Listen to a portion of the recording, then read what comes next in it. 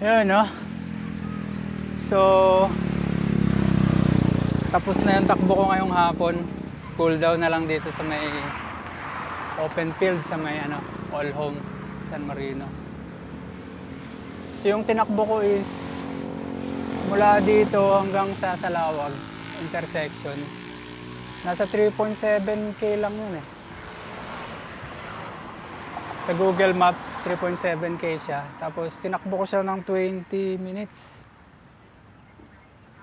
Tapos yung pabalik dito, medyo inclined eh. So naging 22 minutes. 3.7 times 2. 7.4, no?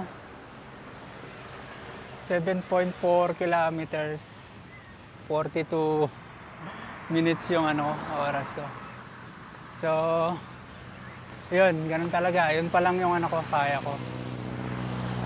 Yun pa lang yung abilidad ko sa ngayon. Abilidad ko sa pagtakbo. So, siguro aabot naman ako. February 23 kasi yung fun run dun sa may Bermosa, yung inner mile. 16k. Tingin ko aabot naman yung preparation ko. Makaka-finish naman siguro ako na, no? Ang habol ko lang naman is yung experience tsaka yung finisher shirt, no? Yung 16k.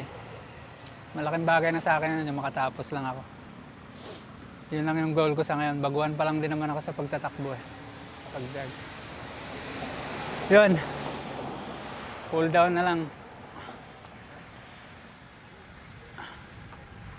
Cool down bago umuwi.